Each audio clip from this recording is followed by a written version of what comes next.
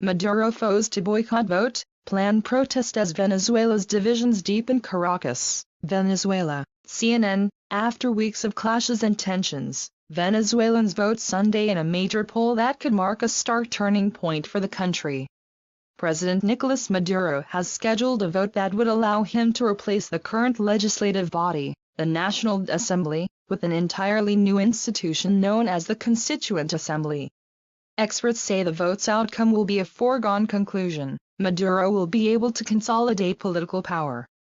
Maduro's opponents control the National Assembly, holding 112 of the body's 167 seats, and have been battling with him for political power since they won a majority of seats in December 2015.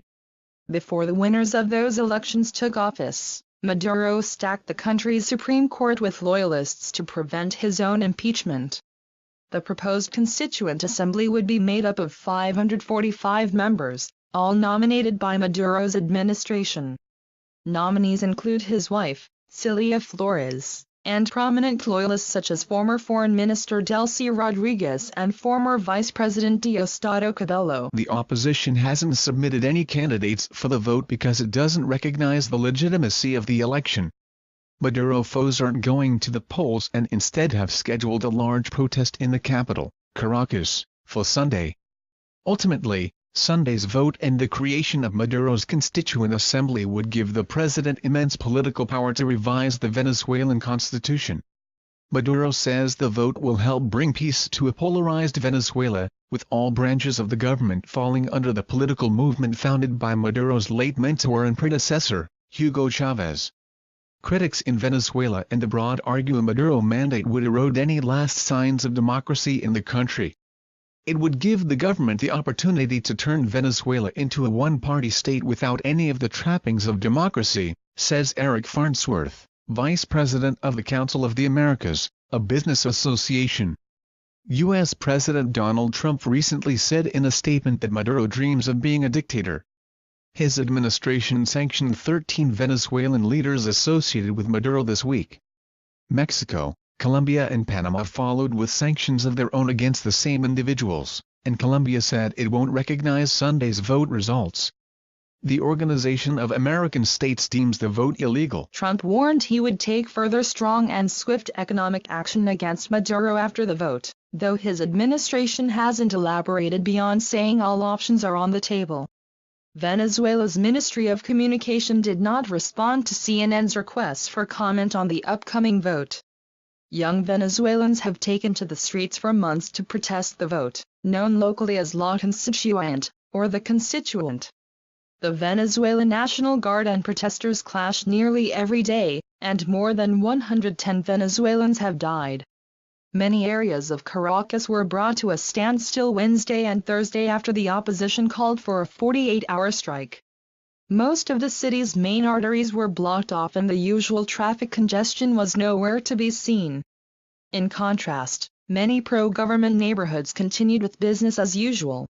Venezuelan paramedic Johan Paredes has been in the thick of the protests, treating both injured protesters and National Guardsmen. He said he worries about what may happen Sunday when the vote takes place. "Honestly, I'm terrified," Paredes said in the midst of tear gas. He said he tries to stay apolitical, but if I take my helmet off, I would say I'm totally against the vote. Paredes lacks gauze and gloves to treat injuries on the front lines. He gets supplies only from random donations and non-governmental organizations.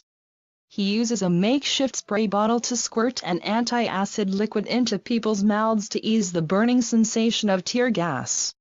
Related, Trump sanctions 13 Venezuelans tied to Maduro. The backdrop to the vote is Venezuela's humanitarian crisis, triggered by a crippling economic collapse that has caused extreme shortages of food and medicine. Anti-Maduro demonstrator Jeffrey Fuentes ate only cookies for breakfast and planned to have them again for dinner. A college graduate, his days are spent mostly on the front lines of the protests rather than the food lines to stock his refrigerator.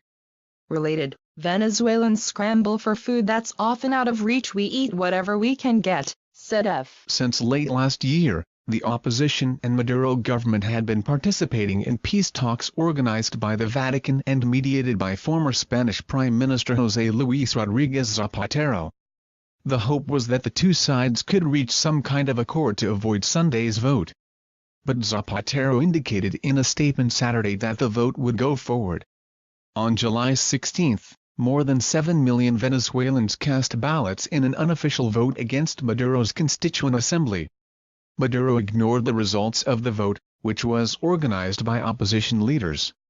Polls are scheduled to open at 6 a.m. ET Sunday, with nearly 380,000 troops guarding voting stations, according to a government release. Maduro's administration has deemed any protests illegal, threatening anyone who defies the no-protest order with up to 10 years in prison.